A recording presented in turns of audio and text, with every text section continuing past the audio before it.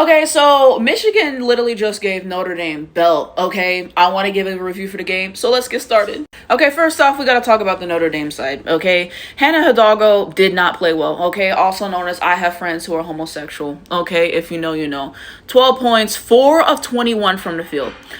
0 of 8 from the three-point line, 4 free throws, 3 rebounds, 4 assists, 7 turnovers. Who's she feeling like? Caitlin Clark. And then she had 3 steals, 0 blocks, 0 offensive rebounds, 3 defensive rebounds, 3 personal fouls. Okay, so yeah, she did not play well. She did not play well. I feel like they were playing really good defense on her. Like, she was getting the ball and they were collapsing it on her and making her have to pass the ball, making her have to take tough shots. Even whenever she could get free, I think sometimes she should have taken the shot earlier than she did, for example, and then she just kept bricking as well. So yeah, tough performance, number one. And number two, Niele Ivey, the coach for Notre Dame, is absolutely shameless, because why didn't she sit her out at a certain point, at the very least at the start of the fourth? The game, they were already getting blown out basically this entire game and everything. She wasn't playing well. Anything could have happened. You know, you sit her out and you keep her safe for the rest of the season. Like, that shameless stat padding that she was allowing, that's shameful. That's shameful, okay? So it was bad. It was bad, okay? She was breaking all the shots. The threes, the middies, the floaters, all of it, okay? Not taking care of the ball. It was just a bad night. It was just a bad night no matter what way you slice it. So getting that out of the way. And then everyone else, Sanchez, 3 points, 1 and 2 from the floor, 1 and 2 from the three-point line, no free throws, no rebounds, no assists, I believe 2 turnovers, no steal, no block, no rebounds.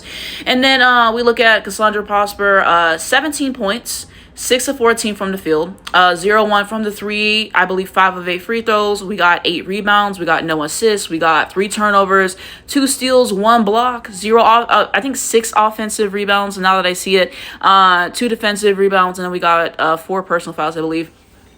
Vanessa DeJesus, 5.06 from the field, 0 of 4 from the three-point line, 5 of 6 free throws. We got 2 rebounds, we got 1 assist, we got 3 turnovers, we got 4 steals, we got 0 blocks, 1 offensive rebound, 1 defensive rebound, 3 personal fouls. Bransford, 15 points, 5 of 12 shooting, okay, 1 of 4 from the floor, for the 3 points, 4 or 5 free throws, we got 5 rebounds, we got 2 assists, 1 turnover, 0 steals, 0 block, 2 offensive rebound, 3 defensive rebound, 3 personal fouls. Sorry for any background noise, guys. And then they didn't really have anyone play for the bench, okay? So that's Notre Dame. And then we look at Michigan, okay? So I'm just going to read the points. So we got Ashley with 10 points. We got Sila with 11 points. Okay, she had some good defense, I believe. So shout out to her, and, you know, she got her points. Ultimately, just not the best shooting day from the field. I think it's Mila, 12 points. Olivia Olson, 20 points, 7 of 17. Not the best from the field, but I will say she played well. Okay, that and one that she got, no, she had some tough shots. She played well. We look at Brooke, Coraz Daniels, 2 points, and then you see everyone else on the bench. Okay, so I'll move out the way so you can see the full stats ultimately for Michigan, but they played well. And now we look at the box score and, you know, the team stats. So for Notre Dame, there was 17 of 60 from the field, which is just terrible. 28% field goal percentage overall from the three-point line, 2 of 22. Oh, my God. Three-pointers percentage, 9%. And then from the free throw line, I believe that's 18 of 23, 78% from the free throw line, 28 rebounds, 11 offensive, 17 defensive. Sorry for the noise, child. 7 assists. We got 12 steals. We got 2 blocks, ultimately 18 total turnovers, which is absolutely insane. 18 points off of turnovers. We got 11 fast break points, not enough in transition. We have, I believe, 26 points in the paint, 22 fouls, no techs given, and they never had a lead in the game. And then you see the Michigan stats, 33 of 66 from the field, 50%, which is pretty good. 8 of 21 from the three-point line, 38% ultimately from the three-point line. I believe that's 19 of 26 free throws, 73% from the free throw line.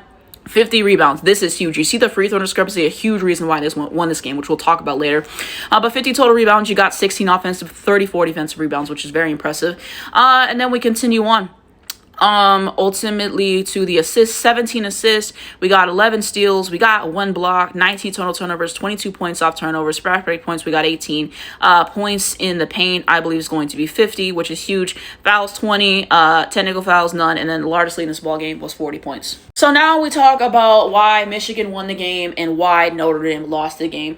I think the reason why Michigan won is because it was a total team effort. I mean, you see the amount of points, you see what, 1, 2, 3, 4, like 4 people in double figures playmakers and everything. And I thought that they just played well. I thought that they played team basketball in terms of finding the right opportunities to pass the ball, making the extra shots, stuff that I talk about all the time offensively. So I thought that they had some good moments in that, especially with transition. Like people said, Notre Dame's transition defense was absolutely abysmal, and they got a fair amount of opportunities in transition. So I think making those things happen. And another big reason is their defense. I felt, honestly, their defense on Hannah Hidalgo, I thought was fantastic. Like I said, she's getting the ball, they're collapsing it on her, making her have to pass the ball, making her have to make tough shots, and you could tell multiple times she was getting frustrated as well. Okay, so yeah, I think that was a big reason. And then the Notre Dame team just isn't good, frankly, outside of her.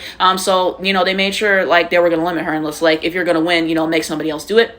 So I think that was a huge part of their success today. Better coaching, better as a team, just being able to do those things. And then another reason is because they boxed out, okay? Multiple possessions where the shot wasn't going their way, and they had like 4 or 5 times they were getting the rebound, and they were getting themselves some second chance points, getting themselves to the free throw line, able to do that, making sure that they had your screens multiple times. Hannah would ask people to come set screens. They would kind of set them later, making sure they had the screens, and just continually putting the pressure on her and making sure that she didn't get easy shots. She may have got 1 or 2 easy shots this entire game. And like I said, she's like 4 of 21 from the field, forcing her to turn over the basketball, jumping the passing lanes. I just really liked what I saw from them offensively. I thought that they played really hard, and defensively, I thought that they were awesome too. And just the way that they were able to switch and their defensive assignments, you can tell that they had it with that. And a lot of that leads back to coaching. And I love, like I said, when players understand their assignment and they execute it to perfection.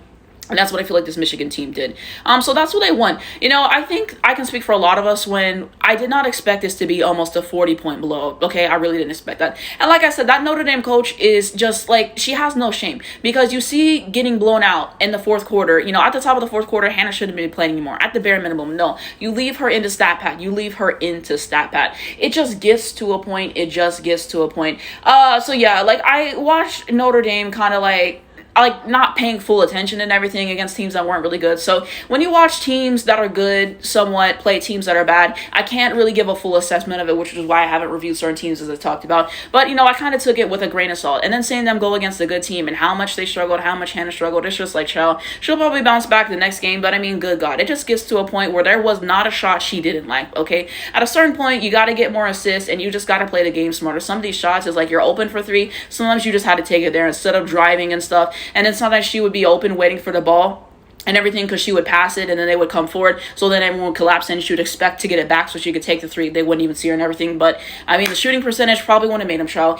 So yeah, it is what it is. It ain't what it ain't. This Michigan team is pretty good. UConn's gonna be playing them soon, so I think that'll be an exciting matchup to see for sure. This Notre Dame team isn't good, okay? Whenever you play hero ball, whenever you only have one good player, like people said, this is the stuff that happens. They're going to keep collapsing in on you, maybe play unconventional defense, and they're going to make other players beat you. That's why you need to have multiple threats on a team, okay? People think that all this heliocentric and just one player being good works, and we've told you it doesn't, and today we have seen that it doesn't, okay? So yeah, ultimately they lose the Shamrock Classic to Michigan, and this was like their biggest defeat in a long time. So I don't know. I think that those players who graduated and transferred, obviously hurting the program. Coach don't give me good vibes. Just a lot of problems and a lot of miscommunications offensively, defensively for this Notre Dame team. That's my honest takeaways on this game. Let me know what you guys think below. I'm going to try to have some more reviews coming your way. You guys know I cover every single UConn game. And also, I'm going to be giving you guys a review tonight of the USC and the South Carolina game. So stay tapped in for that. Let me know what you liked in this game, okay? Let me know why you think Michigan won this game and everything. What are your takeaways? What did you like? What didn't you like?